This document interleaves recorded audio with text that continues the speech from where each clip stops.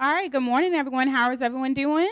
All right, so my name is Jessica Harding. I'm the principal of Georgie Tyler Middle School. We have Miss Kristen Wilkins, who's the assistant principal, and we also have Miss Ashley Hazel, who is our course teacher and also this year's Teacher of the Year. So, and unfortunately, Miss Tumanella was not able to be with us. She had a situation with their family and was not able to come, so we're going to hold it down today. All right, and I'm going to pass it along. All right, so our demographics, we have 437 students at Georgie Tyler. Here's the breakdown of our students. We have 30% economically disadvantaged, 11% students with disabilities, just below the national average there, and then 73% white, 16% African American, 5.5 2 or more, and then some smaller percentages there for the other races. We are fully accredited. We do have a gap in English that we are working on closing. And Virginia has changed our accreditation standards this year, so this will be the first year that we're looking at some new standards.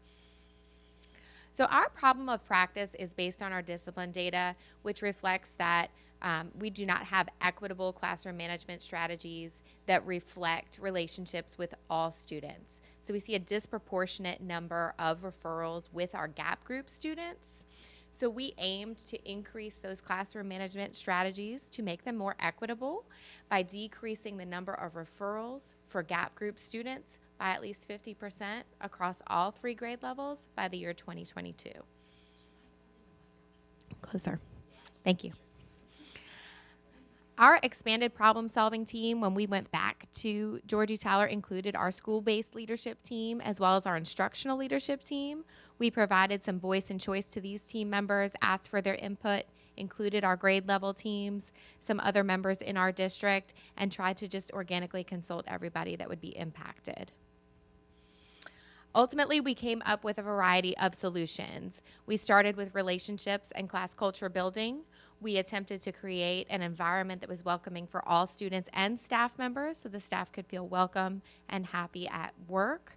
We provided training for equity, diversity, classroom management, strategies for students with disabilities, building relationships.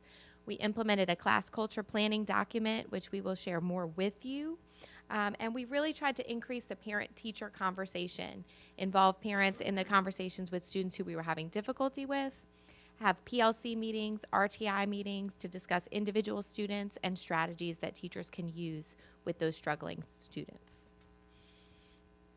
Our class culture planning document was designed to have teachers make an intentional plan for how they were going to set up the classroom before students ever arrived. So we went through a series of trainings for how can we build empathy for all students, create an environment where students can see themselves, and where they feel welcome in the classroom. We required this of all teachers. They received feedback, and they revisited it throughout the year to continue to add and build upon that. And one of the things that we felt really strongly about was that we have lesson plans for our lessons, for our English, for our math, for our content, but rarely do we ask for or do we create or seek out lesson plans or specific plans for how we are interacting with our students. And I think it's just as important, if not more important, for teachers to have a plan of how they're going to actually do that. A lot of times relationships are an afterthought. So it's our intention to make it the thought before the lesson is how are we going to create a safe space for our kids that they want to come to. So I'm going to walk through some of the specifics of our class culture planning document, and some of it from a teacher's perspective, coming from higher up, what we were looking for. So the first one was our class motto, whether it was a mantra or just a statement or something that students repeated, something that they could remember, and to show their value and their commitment to their classroom. A lot of our teachers took this in different directions. They kept them short and simple so that our students knew that they were valued, that they were loved, that they are smart, that they are creative, whatever they needed to be in that classroom. So each teacher, some went through their whole class and they made a mantra together, which was really powerful and impactful. And other teachers stuck with something strong at the beginning of the year and said, this is how our classroom will be, and it gave the students a sense of security there. These are just some examples of some of the ways that we did some team building and just getting our classrooms ready at the beginning of the year. So team building and relationships. Again, we wanted our students to know that it's more than just an individual education, and it's a lot about the relationships with those around them, whether it's their teachers or their peers or people they may not get along with. So we did a lot of, especially at the beginning of the year, just team building. Didn't really relate it to a lesson plan or content, just trying to get students to be creative and open themselves up in a way that they could communicate who they were and give themselves a sense of identity that was strong before we moved into more of the academic parts of the school year. So this is a seemingly normal picture of students helping each other, but it's a really impactful picture for our staff if you know these two students. This young man right here is a student who, if you had seen him months before this, he was not a helper. He would not have been a kind person to talk to. He would not have wanted to do the work. And then the other student on the right is a student who would not accept help from anybody except for some particular teachers. So this classroom, this particular teacher created an environment that really it had a fostering of compassion and teamwork and something that was a lot more organic. This student right here is helping this other student with the assignment just because he didn't understand. And he took it upon himself to go over and help him during some individual work time. So to us, this is a really important picture. Number 3, routines and procedures. These are just some examples of some classroom routines and procedures. Students need to know exactly what they're doing and when to do it, and that helped a lot. This is an example, again, of a routine, where she said, we're gonna go to the carpet, and within a minute, they were there and reading together. Morning meetings, just sharing how they felt that day or that morning to get their day started. And positive reinforcement. We have a lot of incentives, and each classroom has their own reinforcements that they can use, and it is just a really positive way of letting students do their work in a way that's going to be most impactful to them. So we also really focused on parent communication this year. In middle school, it tends to trail off a little bit. Definitely into high school, we get less and less of that communication, so we really wanted to reinforce that. So we've really reinforced phone calls home, very huge on parent conferences. Come in, let's sit down, let's have this conversation and see what we need to work with. And then positive communication, we have postcards that we send home. Teachers can grab a chunk of postcards, send them home, and they're good to go. So next we have, and this is just an example of a book club that I started. I had a group of students. First couple of weeks of school, I had too many referrals for them already. I said, we're not doing this. So I grabbed my babies up, and I started a book club. Never done it before, but we just did it. And they loved it. Loved it, loved it, loved it. These are just some of the examples of the books that we've read so far. We meet every Friday for lunch. If I miss it, they remind me because they're going to show up at my door. And I will show, if you're interested in the video, I can show it later, but just a little bit of communication about how they feel about the book club, which is extremely powerful. So moving forward, we empowered our teachers. We provided this document to them. We can share it with you. We're running out of time to discuss it, but just some strategies that they can use before writing a referral to build relationships with students. As far as, this is our demographics, again, as a reminder before I show you the referral data. So here's what we came up with based on these strategies. So we have seen a reduction. We've received 150 referrals from 72 students, which reflects 16% of our population. 28% of those are coming from just 6 students. So we know that we have some more work to do with individual students, but we are seeing a reduction, especially in race. We're not seeing as much of a reduction in disability status. So basically, how do we deepen our team's capacity to facilitate the 21st century change through the experience? We just further committed ourselves to educating ourselves personally. I feel like with this work, especially when it comes to diversity and equity and, in reducing the suspensions, what are we personally doing to educate ourselves on the topic? So we've really gotten into that with books and training and conferences. that a minute? Basically, it's helped us bring clarity to the mission and vision of the Isle of Wight County Schools, which is down here at the bottom. Thank you. I'm curious to hear from any of you the link between your effort with having teachers focus on creating better relationships to address discipline and the 4 C's and your portrait of a graduate. So when we talk about, for a portrait of a graduate and all of the different pieces that are combined with that, for me, first you have to have a foundation. The teachers have to have relationships with the students in order to deliver the content of Portrait of a Graduate, the collaboration, the communication. So for me, it was really important to focus on that relationship piece so that they were able to then equitably distribute those components of Portrait of a Graduate and make sure that all students had access to some of the things that we were offering in our division. And I found that, before this, a lot of students were denied the access, not intentionally, but they weren't all receiving the same access. Is it on? Okay. Saw that you had a team that you put together with teachers, and you had some communication with parents. What did the students say? We've met with students too. We have had students. We do project-based learning a lot too. So we've had several meetings with students, project-based learning groups with students when we get their feedback on projects. We get their feedbacks on different things going on in the schools. And like I said, I didn't get an opportunity to show you the video of about the students and the other What do things they we're say doing. about the culture of the school? The culture. Personally, just in my interactions with speaking with the students, they love the school. It's a very safe and inviting environment. They have really strong connecting relationships with their teachers.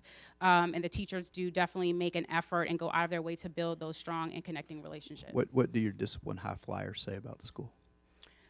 Actually, I would say a lot of the discipline high flyers still feel the same way, even though they may have personal, one-on-one issues with maybe a teacher there too. But there's a lot of people in the school that they still feel safe with, and they always have a person that they can go to, even if there is a teacher that they may not have a connection with.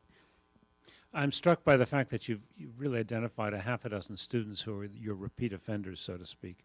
Bad phrasing. But my point is, have you seen any patterns among that half dozen, or are they really each unique cases?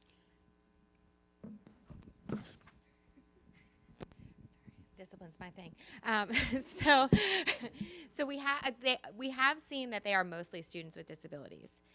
So the high flyer students, those 6 students are mostly students with disabilities. So we have identified that what we're doing for them is not necessarily working in all settings.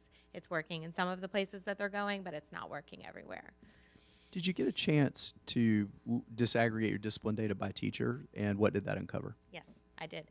So I have a spreadsheet. It's color-coded. We don't have time. We can do that later. We did look at it by teacher. It is not significant for teacher. We do have some teachers that write more referrals than others, but it's not significant if you look at it by student. My commendation is that it's terrific that you came up with actually this class culture planning document to be able to work on creating a safe classroom culture for kids so that they can learn. The question, I guess, that I have is kind of related to the clarifying question that I asked, and it would be to challenge you a little bit to look at how you might be able to connect the 4 C's to the discipline. Yeah, we're going to be all variations on a theme here. I mean, the commendation is, the work that you've done to focus on the problem of referrals is impressive. You've disaggregated the data, you've analyzed it, is very impressive. You kind of went quickly over the fact that you have a problem with English, apparently, according to the tests at least. I'm wondering if the lower scores are disproportionately represented by the kids who are being referred. One would predict that that's likely. In which case, maybe the problems need to be addressed concurrently. So it's one thing to have fewer disruptions in a class. It's another to have higher levels of real intellectual kind of engagement in a class.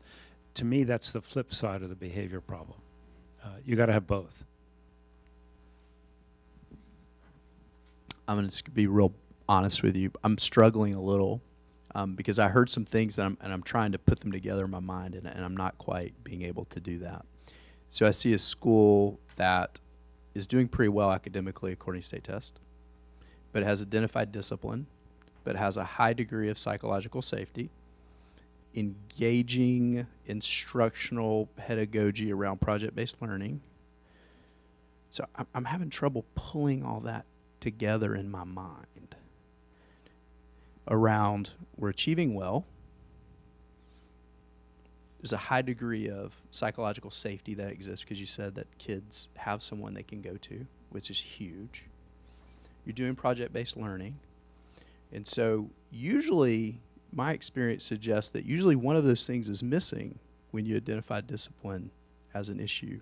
But I'm not sure I really have been able to kind of get down to what the real root issue is.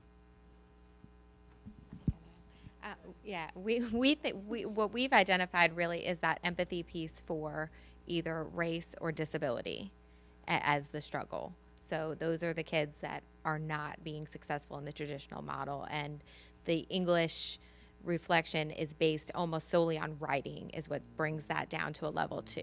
So written expression and students with disabilities and students of color. Do you perceive that those students seem to perform better in teachers who are more engaged in project-based learning?